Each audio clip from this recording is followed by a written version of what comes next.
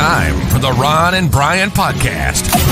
Get ready to fill your ears with the latest news, politics, current events, and whatever else we feel like talking about this week. And now, your hosts, Ron and Brian. Oh, Brian, here we are. It is yet another Sunday, and it is time for yet another episode of Ron and Brian podcast, episode 312, as Matt informed me before I sat down here. Really? I don't know about you, Brian. When that countdown kicks in and you just hear that bass just gets my blood plumping like not much else in the world does. Gets me excited for the fact that we're going to sit down and do another hour plus of outstanding conversation and analysis. Ron, the reason why you feel that rush of energy is because you can sense your body, your brain immediately feels the overwhelming flow of magic that is going to happen in the next 58 minutes and 42 seconds. This is going to be a memorable episode, one that we're going to be talking about through the ages. That also, maybe it's the rubber band I place around my genitals right before we go live. But yes, that as well. Listen, this has been a week, Brian. This has been a week like none other in this country. Nay, I say in the world. So I say we just get right into it with Drink of the Week. Drink of the Week. Na zdrowie. Salud. Drink of the Week. Pleasure. Prost. Drink of the week. Drink of the week. Drink of the week. I just, real quick, I noticed I forgot to put the fan art and the title belt out. So I'm going to go grab that real quick while, Brian, you tell us what you're drinking this week. Oh, this week I decided to give the alcohol, the beer, a rest. I decided I needed something that was going to lift me rather than push me down. So I'm drinking a pot of coffee here. Right now you are looking at a mug. Enjoy your coffee breath, bitches. I'm currently drinking La Colombe's Blue Organic. This is a whole bean coffee that I grind every morning myself at about 5:40. No, I grind it at night and then I drink it in the morning. This is a rich and smooth organic dark roast that will soon, Ron, become your favorite bean.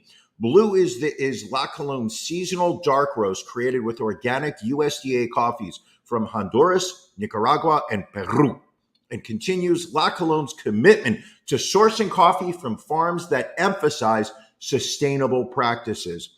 With cupping notes, just like you cup your balls, Ron, with cupping notes of cocoa and sweet cream, this organic blend is a decadence that I feel good about. I am pairing this coffee this morning with a little Bailey's Irish cream because that's how I fucking roll on Sundays. This is just a great cup of coffee. Brought the pot in here. Hope I don't get yelled at. But we're drinking coffee this morning. La Colombe. Oh, Philadelphia's own La Colombe, and that is a great bean that you have decided to flick today for your coffee. I am a fan. You had a question, Brian. What are you drinking? So, Brian, as those of you who follow us on our social media know, I was out and about yesterday. I was in public. I was supporting small business. And what is one of our favorite small businesses here in the Elkins Park area but Cheshire Brewing? So I popped in. I said, I need a crowler of something. This is their funky looking little crowler here. More importantly, I need something crushable because it's Hot Podcaster Summer. Hot Podcaster Summer. And they said, if you want something crushable, it's our Looking Glass Lager. The decimal point's not very visible. It's not 34%. This is a 3.4% lager. Very light, very crisp, very clean, very crushable. I've had this before. It's absolutely delicious. Does it even count as a beer at 3.4%? I feel like that's Heineken. Isn't Heineken Silver or whatever the non-alcoholic version? Is that about 3.4? Roughly, I think, roughly. Yeah, But it's a great beer to be sitting poolside in this torturous heat that we continue to have in the area. So, but yeah, Cheshire Brewing, if you are ever in the greater Elkins Park area, which there's really not a greater, it's just a very small blip on the map, stop into Cheshire Brewing. They are friends of the podcast, and they make some great beers. Brian, you've had a few. You can certainly attest. I'm going to say this about Cheshire Brewing is it's not just the beer.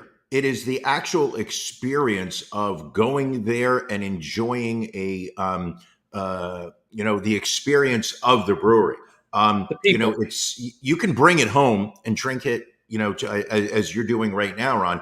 But to me, the thing that makes it special is the ability to walk inside, sit down at the bar. You're presented with a extensive list of in-house beers to choose from. Very relaxing vibe. They do not pressure you to buy more or to buy something more expensive. They are happy to pour whatever you want. And then if you turn your head slightly, there are what is it? An Italian sandwich shop and a grocery. There's a Mediterranean deli. And I was close. And then there's a local food place called Haven Local. You can also just go around the corner and get a pizza from La Piviola and bring that over. Like it's just a great vibe. I'm a fan. I'm a fan of that entire environment. All right. Well, let's keep things rolling here with our beef of the week.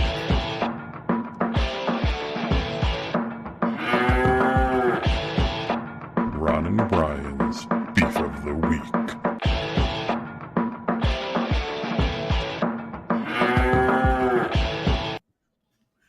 All right, Brian, what's bothering you this week?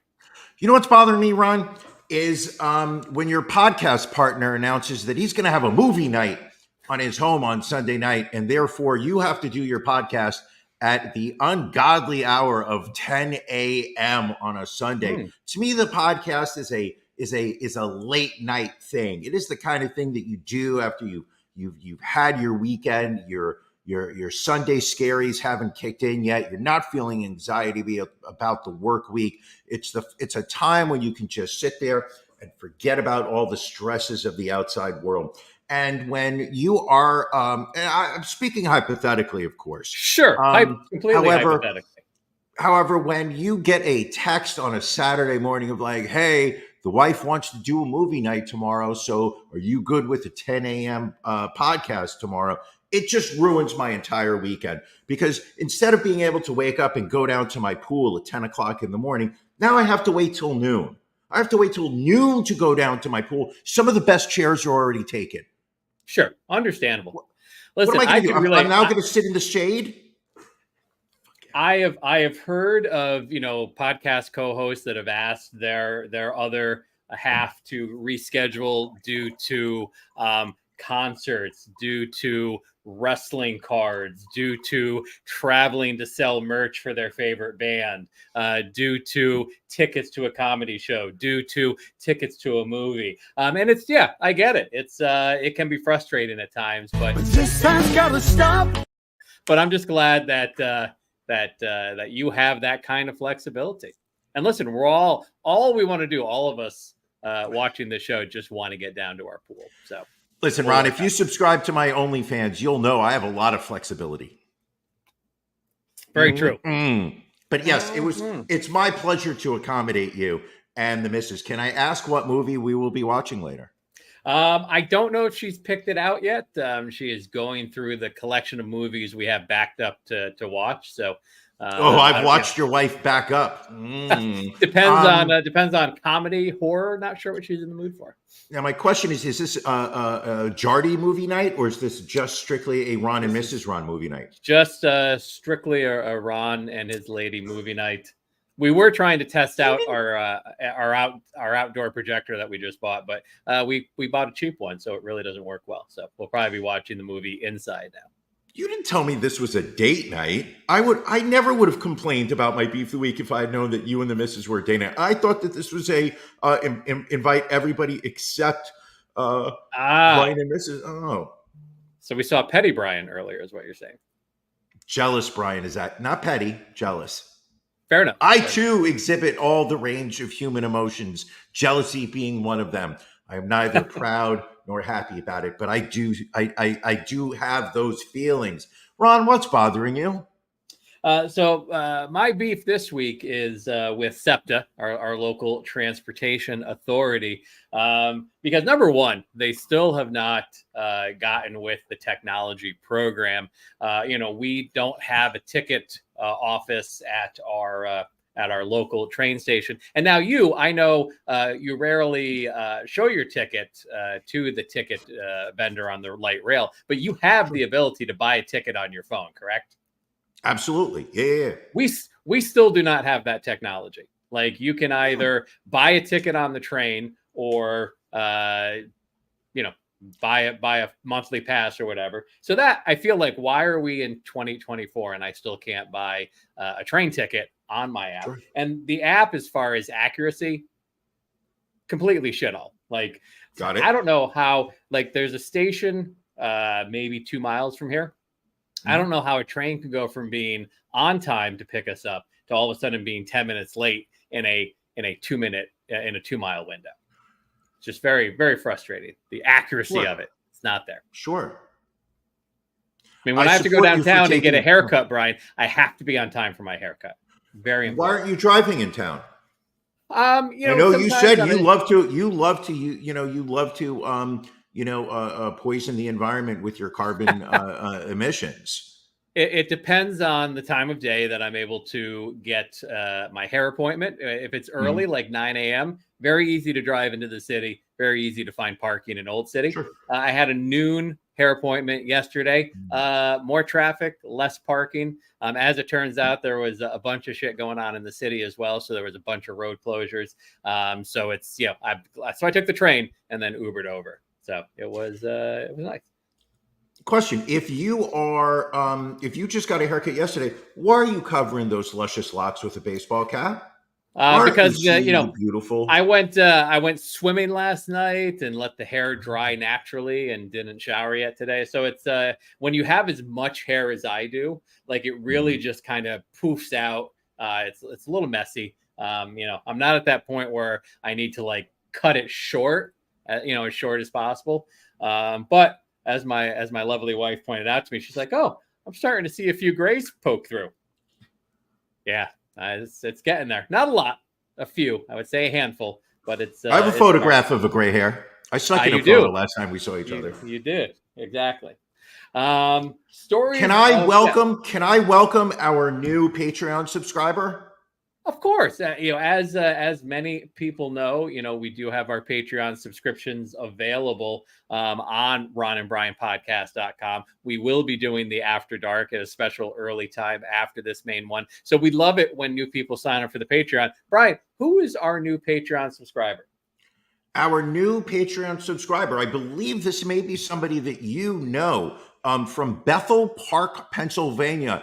Gentleman by the name of Thomas Matthew Crooks signed up this past week for a gold level membership.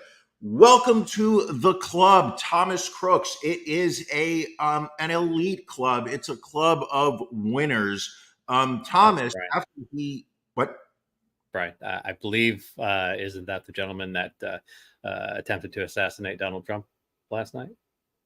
Not sure. Thomas Matthew Crooks. If you could, Matt, if you could just check. I'm sure it's not, because Thomas signed up at the gold level. So he's eligible for 5 stickers, 2 magnets, 2 shot glasses, and access to Ron and Brian. No, he's identified as the 20-year-old shooter that was killed by Secret Service last night.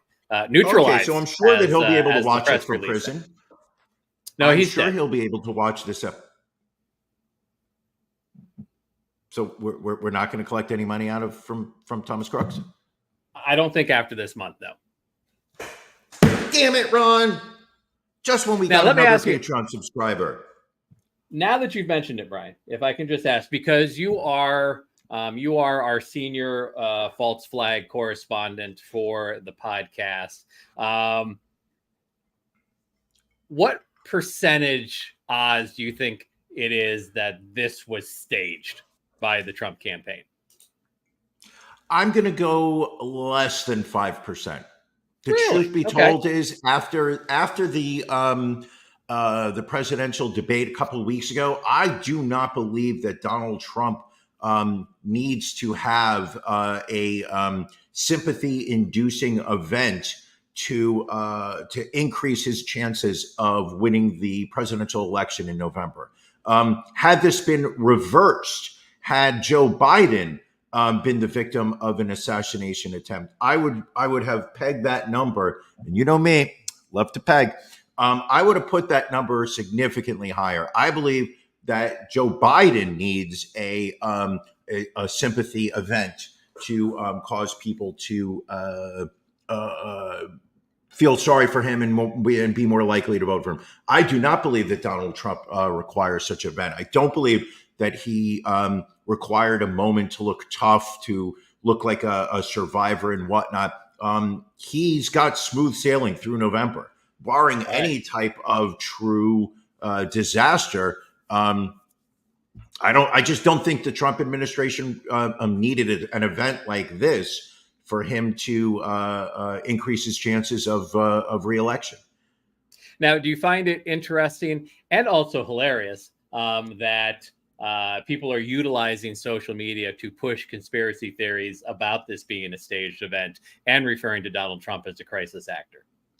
I believe that the American mind now in 2024 will always leap to some type of conspiracy, some type of, oh, this is a misdirection because they don't want us to really hear about what's going on Jeffrey Epstein's island. And like there is such a powerful grasp on the collective psyche of you cannot trust anything that the news is reporting, and you have to appear smarter than everyone else by being the first to claim that you understand the real actions of what's going on and not what's being spoon-fed to you by the mainstream media.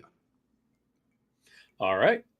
Now, I think you would also agree. I don't think, while obviously we have not been fans of Donald Trump, it is you don't want to normalize assassinating people that you vehemently disagree with. I think that's not at all.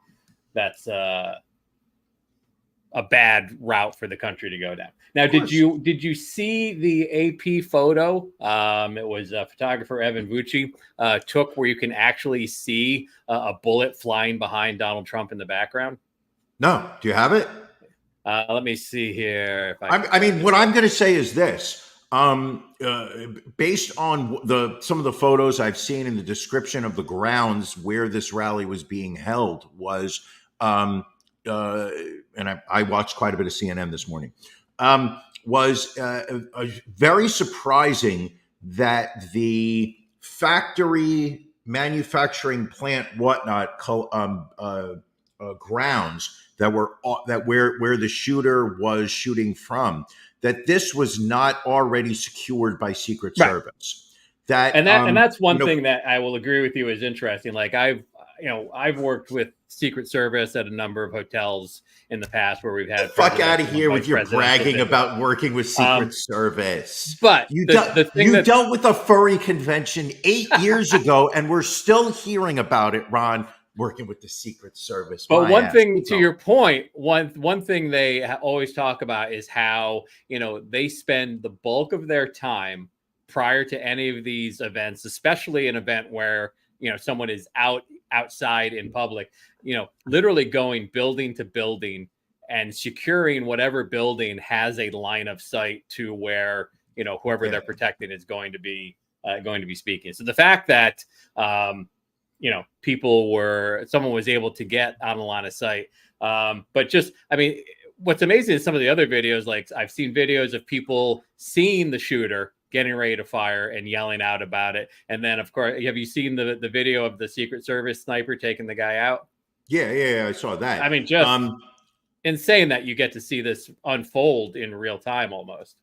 Listen, we live in a day and age right now where we're expecting everything to be captured on video. If something happens And it is. and it's not captured on video, the conspiracy theorists immediately say that it didn't happen. That's not real. Where's the video? There's no way a plane would have landed into the Pentagon. Where's the plane engine? Where's the plane engine? Jet fuel doesn't melt aluminum steel beams.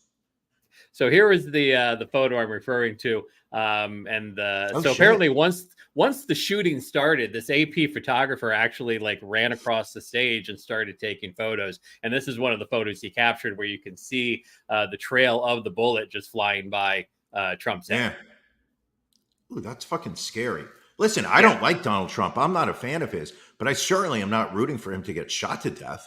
I'm rooting for the American people to do the right thing and come out and vote in November and vote for third party, because we can't vote for Joe Biden either. Because a vote for Joe Biden is a vote for Kamala Harris. The worst thing you can do, in my mind, with someone like a Trump is to make him a martyr. Correct. You need to defeat his ideology, not to end his life. And let's face it, the man. Let's be brutally honest. The man gets shot in the ear. Now, keep in mind, I don't know the pain level he was going through. He describes it as a nick, whatnot. You see him kind of swat his ear after getting shot right before the Secret Service come and tackle him down. But the man had the wherewithal to order his Secret Service team to pause as they are trying to drag him off the stage, to pause so that he can put his fist in the air and show his supporters that he is, I don't want to say unharmed, but that he is not severely hurt by this, an incredibly powerful visual. I am sure that there are people in Alabama who have already ejaculated to the visual of Donald Trump with blood streaking down from his ear, but showing the American people that he is still alive and he is still standing up. Janelle brings up a good point. The reports are saying that he was not hit by the bullet itself, but the bullet hit his teleprompter, and he was injured by glass from the teleprompter hitting him. I didn't know that. That's interesting. Yes. Interesting. But the man always knows where the camera is. Absolutely. Say what you will about him. Say what you, and Lord knows we have. The man knows where the camera is. Flip this, and imagine Joe Biden and a piece of glass nicks him in the ear at a rally. Secret Service jump upon him because there are shots being fired. Do you think he's going to stand up with any sense of understanding of what's going on? I think, in all honesty, this moment really showed to me the difference between, however crazy you may call Trump, however, you may say his brain powers have diminished and his ramblings and whatnot, but that man had absolutely a sense of where he was and what he was doing. I can't say the same about our current president. I can't say that Joe Biden would. Sorry. One of the funnier tweets I saw last night was somebody saying that Joe Biden would have exploded into dust when the Secret Service tackled him. Yeah. Absolutely. Crumbled. Also, if I can say what you will about Elon Musk, but the fact that he has turned Twitter back into the Wild West of social media really made last night incredibly enjoyable, because, the tweets that were going around, both pro-Trump, anti-Trump, or just making fun of the entire situation, made for endless entertainment.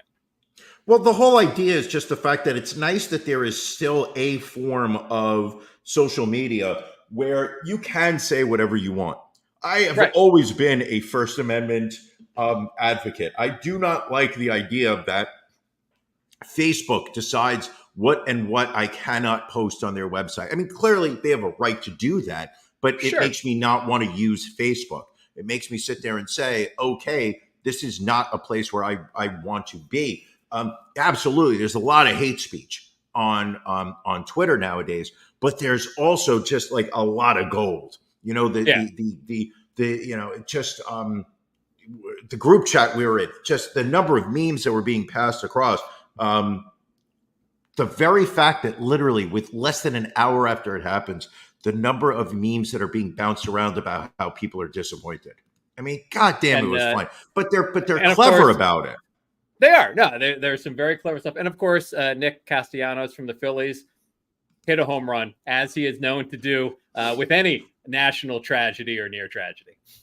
Did he really hit a home run last night, or was that a joke? Yeah, he had a home run in the second inning of yesterday's game. Because I saw somebody make a joke about how he was going to hit a home run. Now, Holy I believe cow, the timing was because it was a 4:00 game. I believe he hit the home run prior to what happened. But the fact that it's fairly consistent that if something bad happens in this country, he's going yard. It's just how it goes. I love it. Listen, we've talked about Donald Trump. Ron, what do you think can be done moving forward to ensure that something like this never takes place? Listen, I think we try and normalize the conversation and squash the hate. Brian, hate has no home here on the Ron and Brian podcast. And I think as long as we say that, it'll spread across the country like wildfire. If you insist. All right. Stories of the week, Brian. We want to make sure we don't miss our stories of the week because they are the ones that we find and we love them. And we want to make sure we talk about them. What's your story of the week this week, my friend? Listen, my story of the week takes us to the Deep South, where, I'm proud that I do not live in the Deep South. If I could avoid going down there for the next 50 years of my life, I would be very, very happy. But we're talking about the Deep South and a company called American Browns. Ron, do you have a photo of the latest American technological invention? That's right, people. And at a vending machine that is being popularized in the South, this is a real thing. It sells you your gun ammunition. It is starting in the South. As I said, grocery stores across are using advanced technology to ensure all ammunition sales are legal. Wink, wink, nudge, nudge. There are 6 of these machines already in operation. There are 4 in Oklahoma. There is 1 in Texas with plans for more in Texas and Colorado.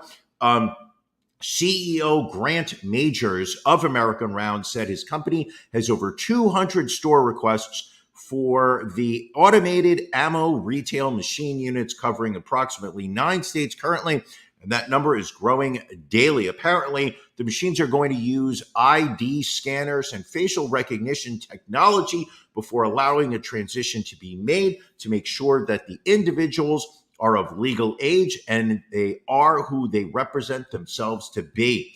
While our American presidents and American presidential candidates are being shot at, the Deep South is embracing their guns and saying, let's make it easier for people to buy ammunition and remove the human element. Now let's have machines give out ammo.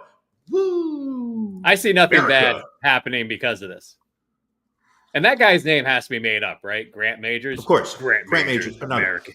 Grant Majors. Not only that, but I like the guy who's demonstrating the machine in the photo over here. People, if you're listening to the audio version of this podcast, you're missing out. Go to YouTube. Go to Facebook, go to Twitter. We're on all of these, Instagram, Twitch. The guy's wearing Wrangler jeans. There's no way about it. This man went to Walmart and bought himself some Wrangler jeans because he knew he was going to be going over to the ammunition vending machine. He wanted to have his photo taken. Too funny. Ron? Well, yes, sir. What's your story of the week? So, Brian, are you familiar with the Twitch streamer Sketch? The video game streamer? I have been exposed to him. I do not understand him. However, this week I was exposed a little bit more. So Twitch, tell us about him, Ron. He's really shot to viral stardom in the last, I guess, probably 7 or 8 months since November of last year. Like everybody's been doing it. Hello, brother. Special plays, special players. Like he is a guy that he plays video games online. Does a lot of trash talk. Like I love pressure. Pressure makes diamonds. She's a little autistic, is what you're saying. He's on the spectrum. Yeah.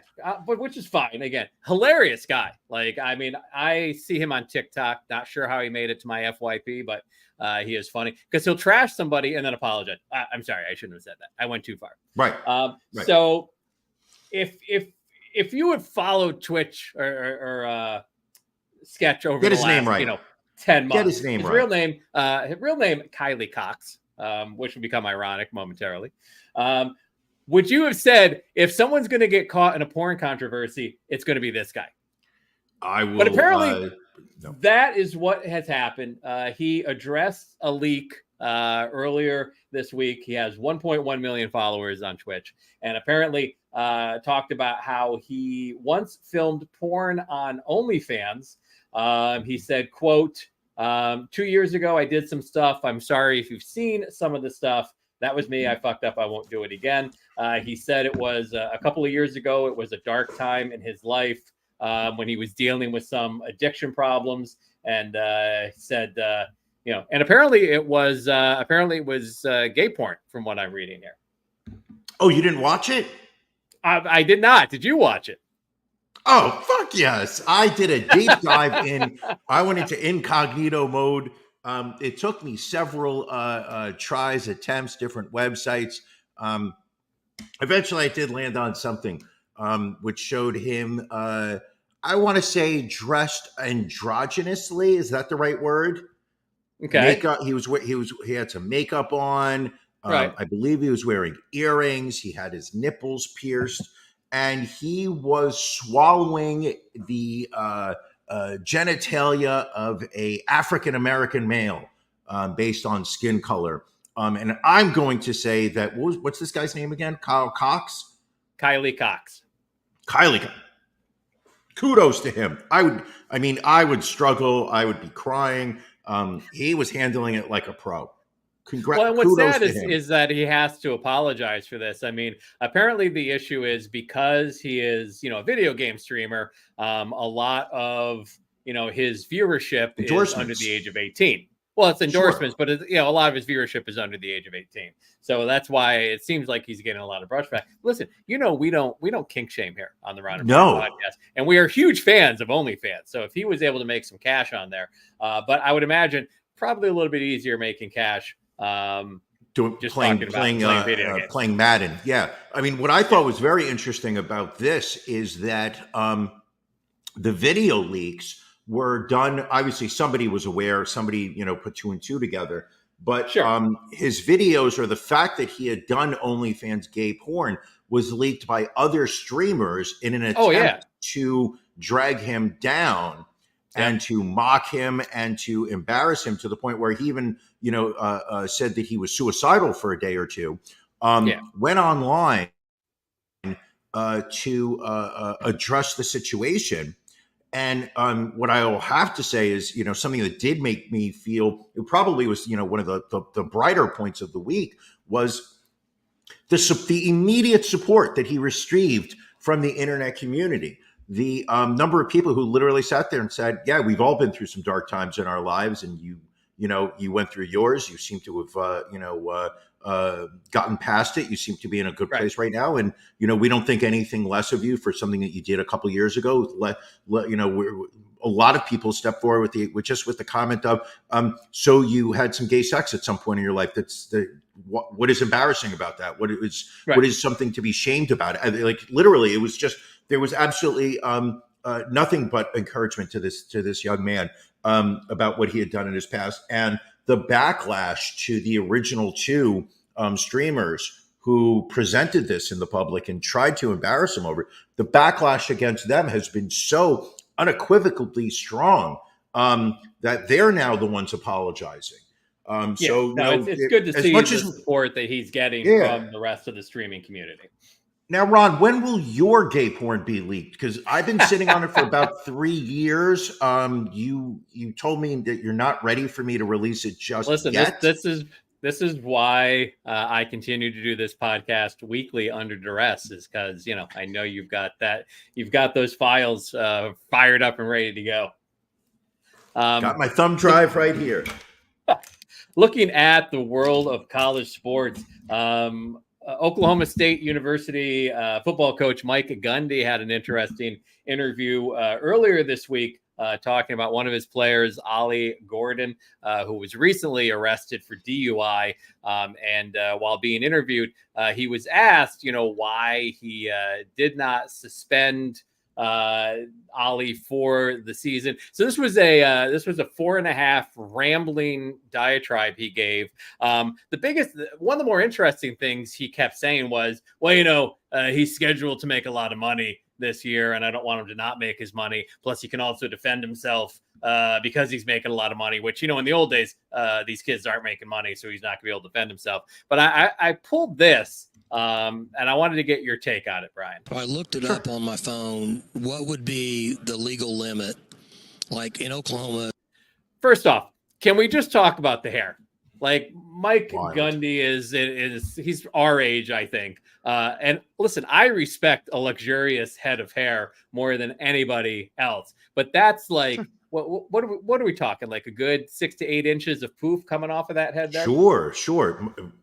Here we go. William Esquire, right off the bat, that hair is not real.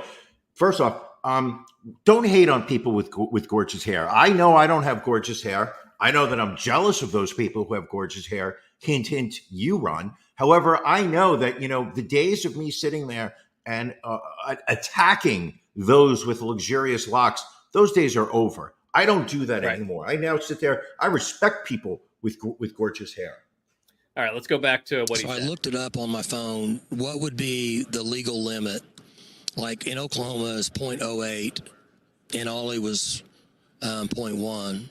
So I looked it up, and it was based on body weight. Not to get into the legal side of it, but I thought really 2 or 3 beers or 4. I'm not justifying what Ollie did. I'm telling you what decision I made. Well, I thought I've probably done that 1,000 times in my life, and I, it's just fine. So I got lucky. People get lucky. He's not justifying it, but he's like, well, I've done it a lot, drove drunk plenty of times. So so the gist of it basically was he didn't hurt anybody, and he's got the money to defend himself in court. So what's the problem? Why would I suspend this kid? Okay, as somebody who's not a driver, I've driven in a car with many people who have had a few beverages. Now, I'm not getting into a car with somebody who has been drinking for hours and is, 10 drinks deep or whatnot and slurring their words. But, my understanding, especially when you're outside of major metropolitan areas where there is a plethora of share rides, Ubers, the Lyfts, whatnot, or there's public transportation, people are driving after going out for a night of a couple drinks all the time. As controversial as these comments are, I think he's saying the unpleasant truth, which is that quite a few drivers do this. Right. But I They're think not hammered, but they're impaired, but they're still getting behind the wheel and driving. But I think his argument is, well, no one got hurt. Well, what if somebody did get hurt? Well, then he would have it be having a different conversation. And he's also trying, I don't think he understands the science behind blood alcohol level, because he's like, well, Ollie's a big guy. Ollie's got a lot of weight to him. So, how is that 0.1 different than, if a 100-pound person was at 0.1? It's like, well, it's relative. It's the same. It's alcohol. absolutely. It's just relative to your body. Nobody said football coaches are smart. Nobody ever said that.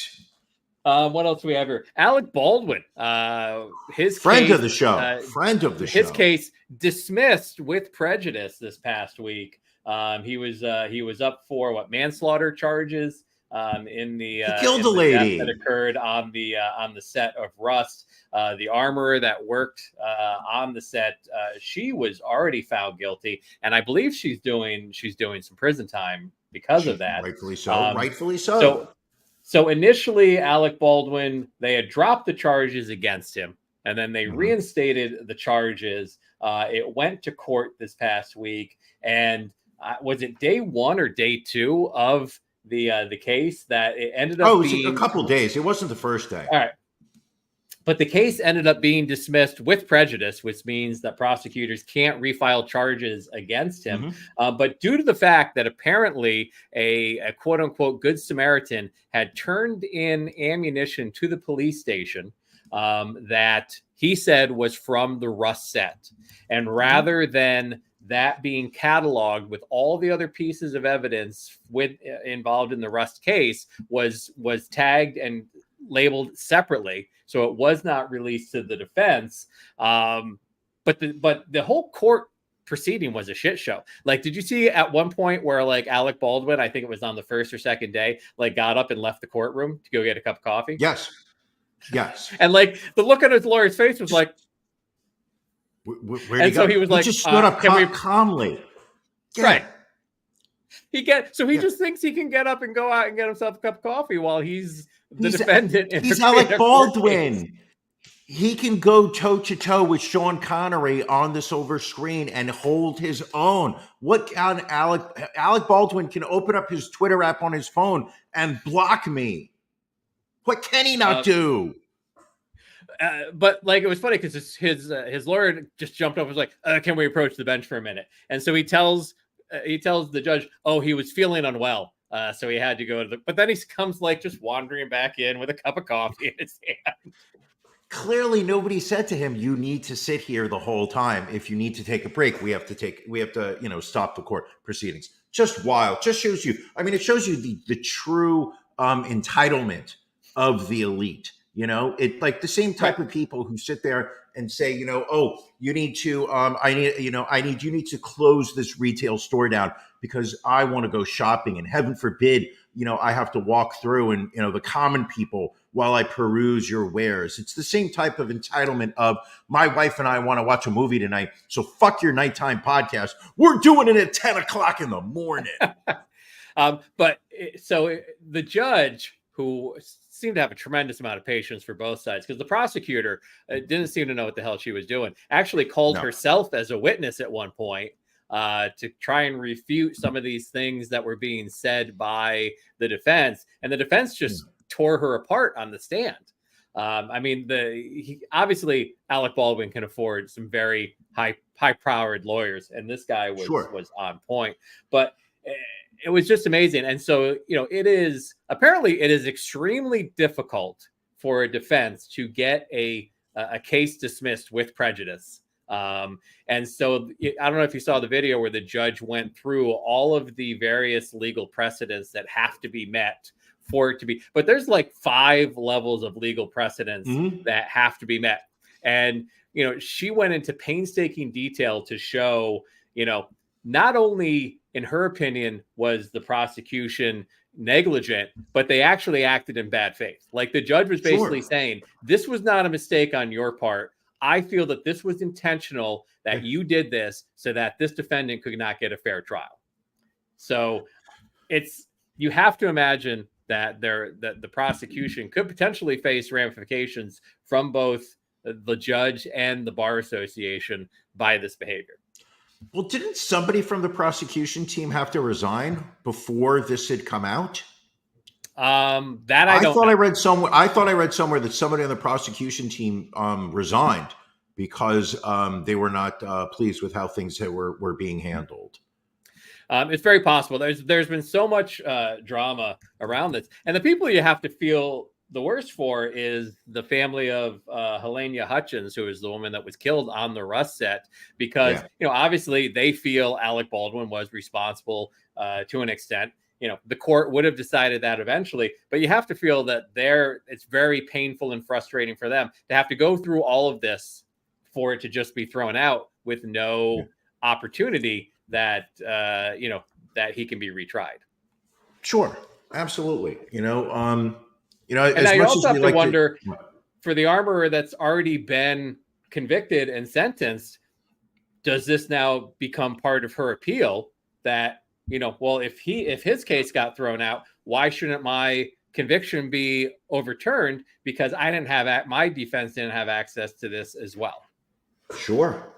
But we want her to be in jail, not because she's a woman, Ron, but because it was her job to ensure that live rounds were not placed inside of any guns that were used. To me, no offense to Hollywood, but it is absolutely ludicrous that in 2024, obviously this happened in 2023, but in the modern age, that Hollywood has not figured out a way to remake actual weapons, handguns, into devices that look real but cannot handle live ammunition. The very Right. fact I that mean, it is common practice in Hollywood movies to use actual real guns, and the only safety factor built into it is just that you trust that the people who are in charge of handling those weapons are not using live ammunition.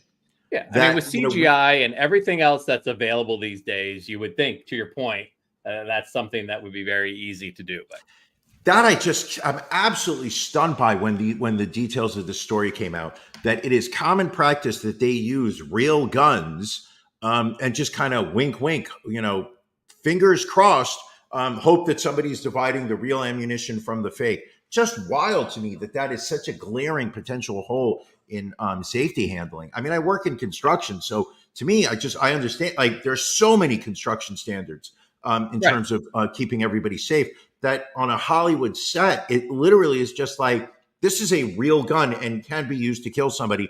I'm going to aim it at you, and you just have to trust that dude over there smoking weed is going to somehow separate the live ammo out. Just wild to me. So, Brian, I want to get your opinion on this next story. It's about a bride and groom who are being blasted as, quote, assholes for giving guests a list of 15 rules to follow on their wedding day. This couple, who have not been identified, were shamed after a disgruntled invitee leaked the list, which wound up on Reddit with the caption Bridezilla/Groomzilla. So again, this was a list of 15 rules. Now, you are the senior debutante correspondent on the podcast. Sure. You are a social maven. So I want to read these 15 rules to you, and you tell me if these are asshole behavior or reasonable, given that is your wedding day. So rule number 1, this is blank and blank's big day, not yours. They blocked out the name of the bride and groom to keep it anonymous. This is blank and blank's big day, not yours. So that's rule number 1 on the card issued to people attending the wedding, or just the wedding party?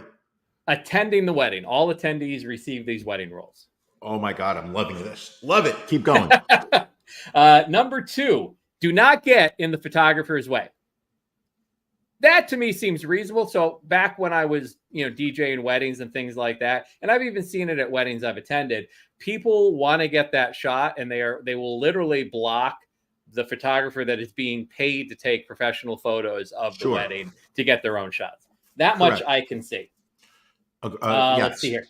Rule 3, the attire is black, all in caps, and or gold, all in caps, not red, blue, green, and definitely no white, all in caps. So they have a themed wedding. They want it to be black and gold. Okay. Not crazy, right? What is this, a New Orleans Saints wedding? Number 4, do not rearrange seats. We have a seating chart for a reason. I mean, I'll give them that. I'll give them it, but I also believe that there are times, I mean, isn't it common that people will get up and shift around and be like, oh, I'm going to spend some time over there, so I will sit there. I mean, it's okay. All right. This feels a little petty, but keep going. And as I go through this, I have a hard time deciding if the bride and groom are assholes, or if the bride and groom have realized that their friends and family are assholes. So I'll be honest with you. So far, I've not heard anything. The first one is a bad tone, is a bad one to set the tone. But other than that, so far I'm hearing common sense. Kind of things you shouldn't have to put in writing. Right. Number 5, if you didn't put out any money for the wedding, keep your should've, could've, would've to yourself. Your opinion is irrelevant. All right. We have now crossed the line from decency. Why are you inviting people to your wedding that you feel this way about? Right off the bat. Number 6, pace yourself when drinking. Fair. Ooh, interesting. Yeah. Don't get sloppy. Obviously, this is a Pennsylvania wedding. You clearly. Number 7, no big announcements or proposals. I'll go with that one, because the worst thing I see is when people get engaged at somebody else's wedding. This one I see as a corollary to number 1. Number 1, exactly. This is a corollary of it, but it also this one speaks volumes about what they think of their guests. That's a dick move. That's just an absolute dick move. Number 8, if you can't handle or dislike the music being played, simply go home. This is a celebration, not a funeral. Interesting. Yeah. So that implies that there's some level of controversy here. And maybe it goes with number 9. This is a quote, taking over for the 99 and 2000s type of event. So there will be twerking.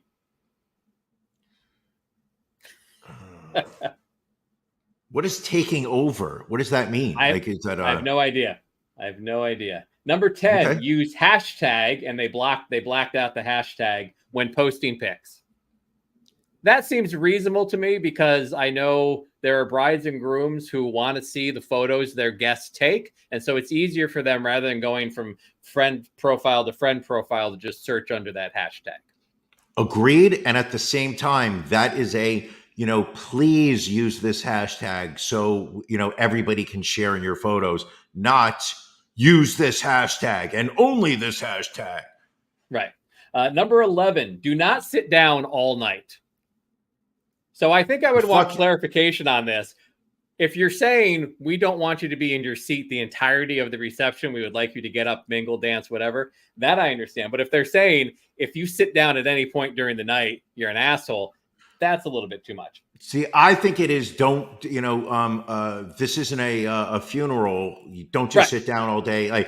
And you know what? What about Grandma Clara? Grandma Clara, she's 96. They took her out of the old age home for this wedding. She's not going to get up and dance. We don't want her to. She's going to sit down. Just be proud of her grandbaby getting married. I don't expect that woman to hit the dance floor whatsoever. That's okay. Keep going. Also, as Allie just pointed out accurately, ableist. I think that's an I, not an E, Allie. I think you may want to spell check that word. However, we are, what about those people who lack mobility of their legs? Did you just mansplain spelling to Allie? Not mansplaining, simply saying, I believe that's ABLIST. I could be wrong, and let's know. I always accept when I'm wrong. Somebody check that for me, please. Matt? Rule number 12, and again, I'm going to say this is indicative of their friend and family group. No outside liquor. If caught, you will be escorted out. Who is bringing outside liquor to a wedding? It's the question. Unk's bringing his own bottle of Henny. We know that. We know that's what's happening. He doesn't trust that the Henny's not watered down, so he's bringing his own. Why would you be upset that people are bringing their own liquor? I don't understand. Normally, you're paying for it at the open bar. If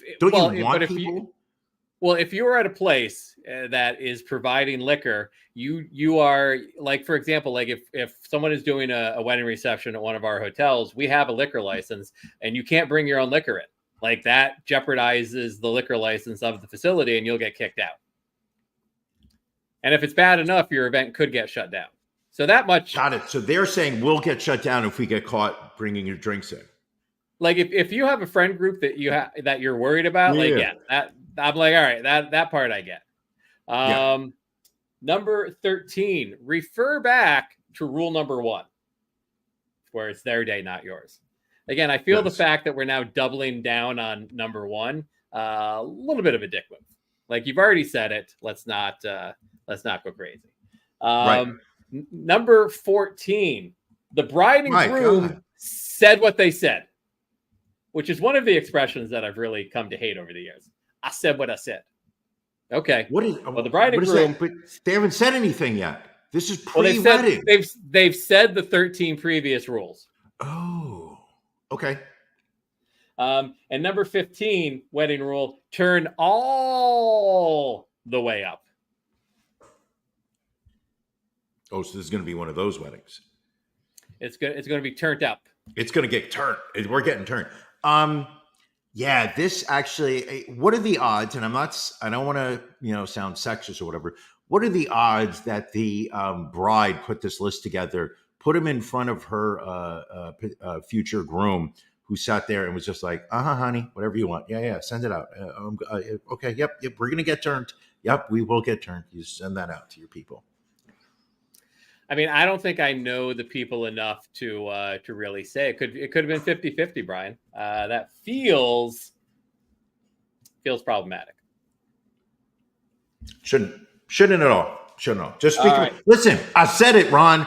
I said it. You said what you said, without a doubt. I said what I said. We have to, before it gets too late, we have to get to celebrity obituaries because there was a ton. We can do. Hold on a second. Time out. We can do celebrity obituaries, but I want to let you know we are not ending this episode until we speak about the Philadelphia Dollar Tree Nutter. That's fine. You've been avoiding it for 55 minutes. I've been putting it in the private chat. You have pretended like I'm not doing it. We're not ending this episode until we talk about people in Philadelphia nutting all over each other. Ron, do your celebrity obituaries. People are dropping like flies.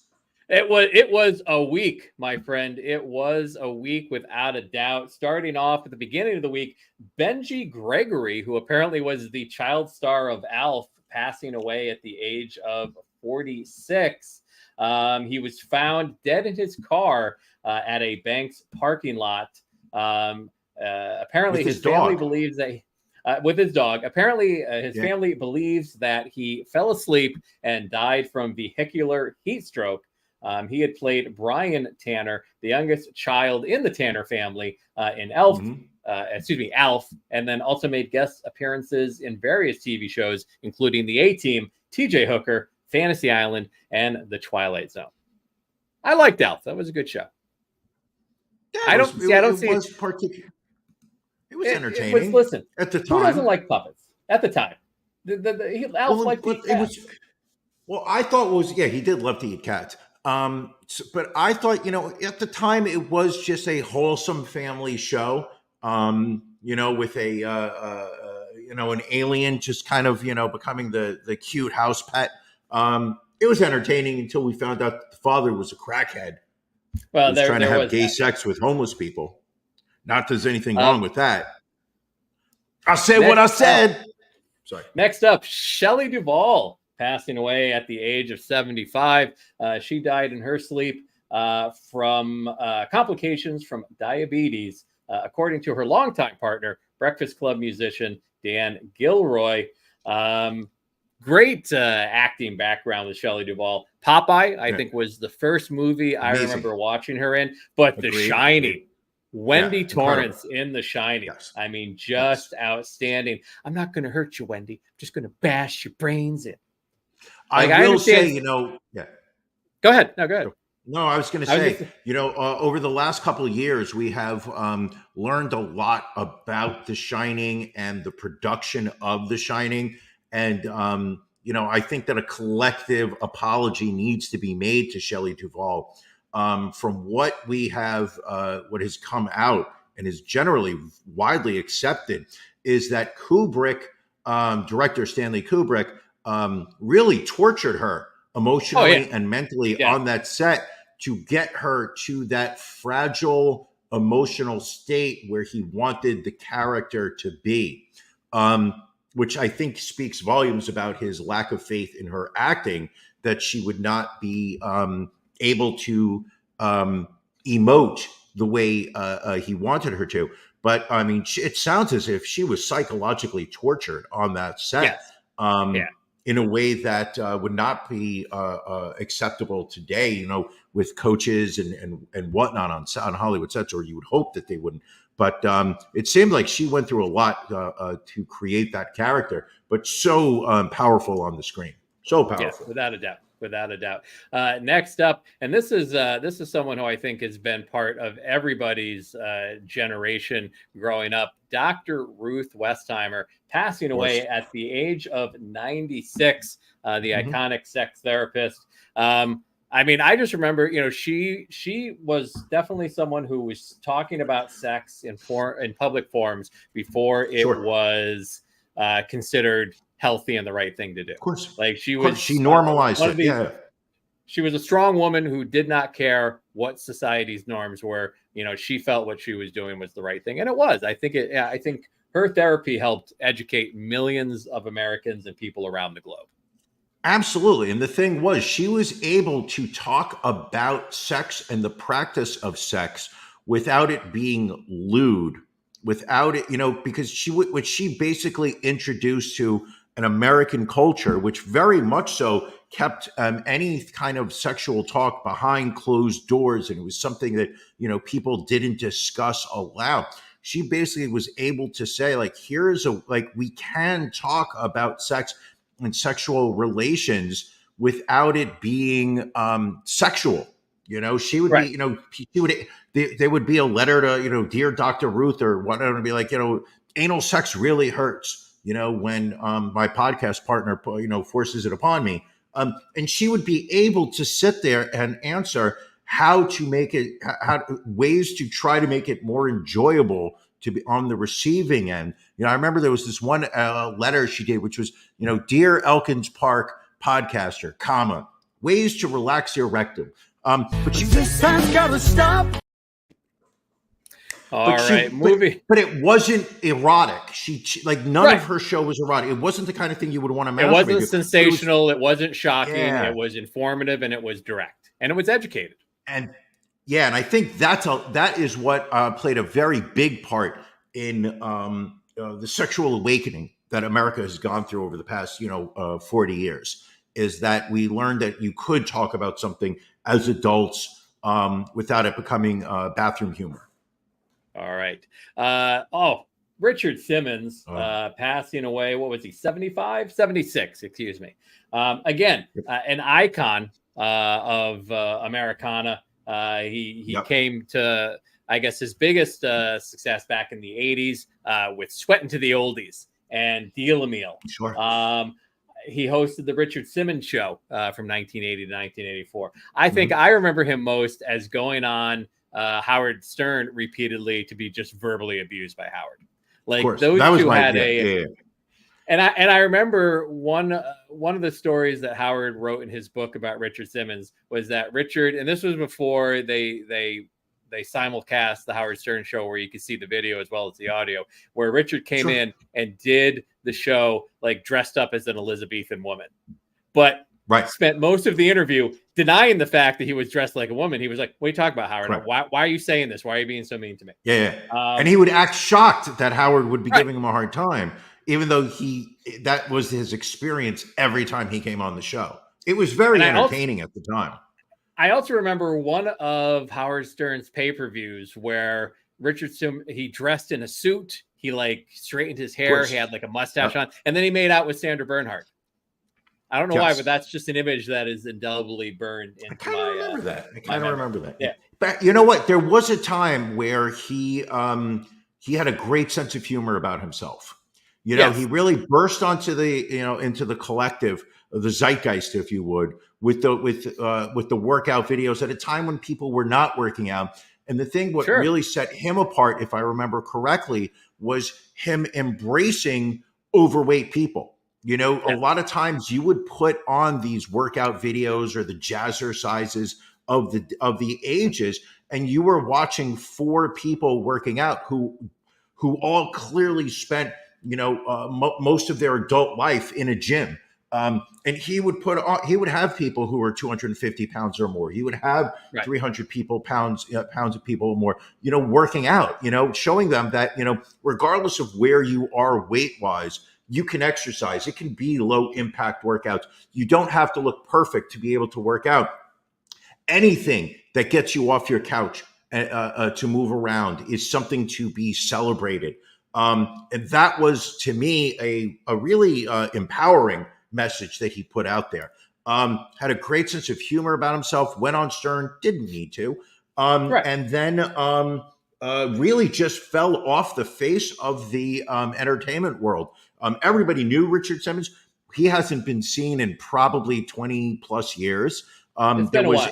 He went into seclusion for some reason. He really did. I remember at one point there were multiple welfare checks on him. People who, loved ones who said they hadn't spoken to There him was in a years. podcast searching for Richard Simmons. Like, I mean, there was a I lot. listened to that. And I apparently did listen there's to a biopic in production right now that will tell his life story. So, well, now we know how the movie's going to end. Continue.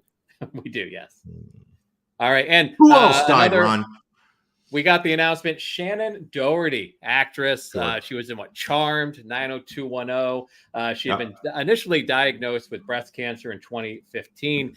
She went through a mastectomy, chemotherapy, radiation. I mean, she battled cancer bravely for a number of years. And, I think a lot of people did not expect her to make it to this point. Of course, Ron, for so many years, she stood up to cancer. But this morning, Heathers, she stood down. Great call out by Billy. She was in the movie Heathers, one of the all-time great films. I gotta say. I forgot she was in that. Yeah, that was where Christian Slater did his best Jack Nicholson impersonation. Without a doubt. Very she had announced in November of last year that her stage 4 breast cancer had spread to her bones after previously having spread to her brain. I mean, fuck cancer. I think we can all agree on that. Just very disappointed to have to see. So, absolutely. But I will say, because of that, Brian, it has been the death pool standings have been shook up. Exploded this over the weekend. past few days. The past few days. So a quick update on the Ron and Brian death pool standings. I am still in first place. I mean, let me pat myself on the back at 121 points, which we are researching, but we believe may be a single year death pool record. But I would be remiss if we didn't talk about Andrew H., 2-time champion, who had no points going into last week, but picked Richard Simmons, Shelley Duvall, and Shannon Doherty. He rockets from obscurity into second place at 96 points. Susan B. and Bob L. tied for third with 85 points. They both had Toby Keith and Shannon Doherty. So I don't know if they're working together or what. Brian, you had a good week.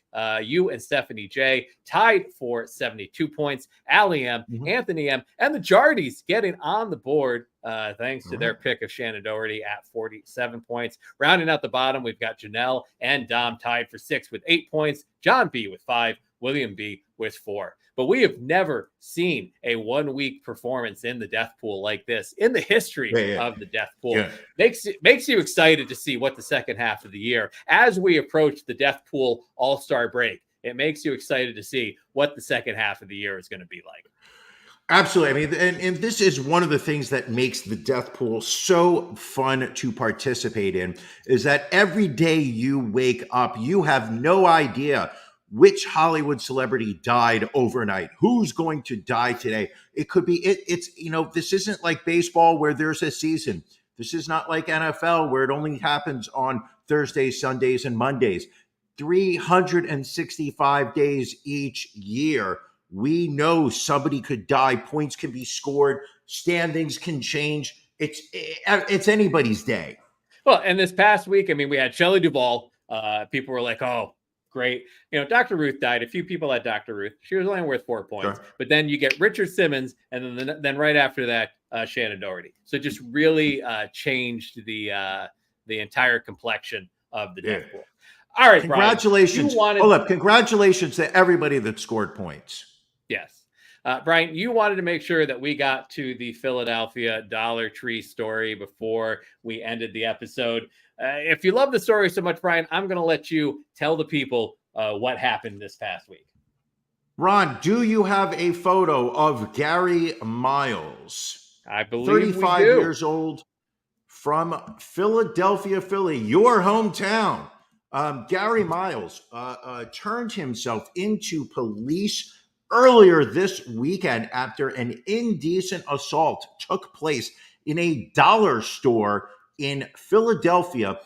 Gary was seen, how do I say this, fleeing the Dollar Tree store after an employee was videotaping Gary fleeing the store after he allegedly ejaculated on her leg. Video spread all across the internet.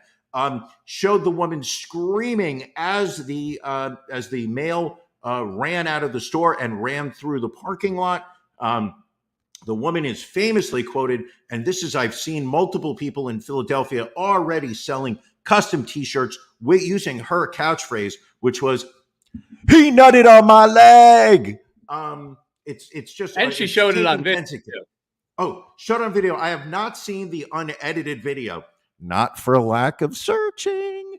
But so he nutted on her leg in the middle of the Dollar Tree store, ran out, fled.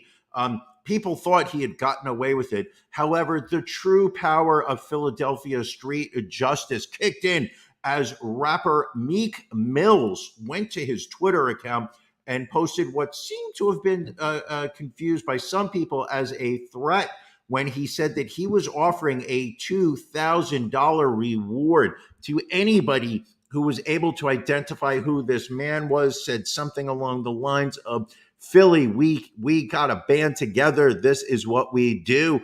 Got to get this guy." Within hours of that tweet going up, Gary Mills turned himself into police, accepting that he was the Philadelphia Dollar Tree nutter. Now, Ron, you had an interesting take when I sent this story to you earlier this week. I said to you how shocked I was that male ejaculation inside of Dollar Tree stores in Philadelphia was just utterly shocking. And your response was, who hasn't ejaculated on a Dollar Tree female employee in Philadelphia? I know I do it all the time. I'm just shocked. I don't believe that was my response, but I understand. No? It must have been somebody else in Philadelphia. I mean, I've definitely seen worse inside of a Dollar Tree. So that's the frightening part. I saw somebody buy meat, just a package of meat in a Dollar Tree store. One other story we have here, we have a New York Times best-selling author and Jeopardy champion Brendan DuBois arrested on child pornography charges. Not a drag queen. We'll point that out real quick. He had co-authored multiple books with James Patterson. He turned himself into police following a 4-month-long investigation after cops found dozens of sickening images of kids, some only infants, in his possession. He apparently, according to the criminal complaint, he, quote, did knowingly possess at least 35 visual representations of children engaging in sexually explicit conduct. Now, bad enough as this story is, and we have a ton of these stories, what really I think caught your eye, Brian, was, I guess, how poorly people criminal these days. I think, you know, and listen, Allie's going to come after me for being ageist, AGEIST, by saying that old people should not have access to technology. Why? Because they don't understand the technology. This gentleman right here is a prime example of it. First off, he was using Google Drive, which is a cloud-based data storage service that Google operates. He was using Google Drive to host these images of child pornography, which any kind of criminal knows you absolutely do not put your child porn on Google Drive, iCloud, whatnot. You put that on a mobile thumb drive behind a password. You encrypt it. You set up some type of data destroying firewall in case it is you put that stuff where it needs to be. This guy's putting it on Google Drive, unsecured right off the bat. So Google, and this just shows you that you need to be careful what you put on Google. Google scanning Google Drive and the users, they actually reach out to the authorities to say, hey, one of our customers is using our service to host child pornography. Here is all the information about him. Please go get him. Kudos to Google. These sickos need to be taken off the street. So that starts what apparently is a 4-month investigation, as you said earlier. I would love to know what took him so damn fucking long. 4 months. Anyway, but we're not going to go on that far. Probably just the subpoena process, I guess. So what the authorities do, and where is Exeter near you? Where is Exeter? Isn't that Philadelphia? I don't believe so, no. I believe it's Massachusetts. Pennsylvania. Oh, New Hampshire. Never mind. That's what I'm thinking of. I always like to exit Pennsylvania. That's what I was thinking of. So the local authorities tracked down the IP address that Google gave them and connected it to this man's house.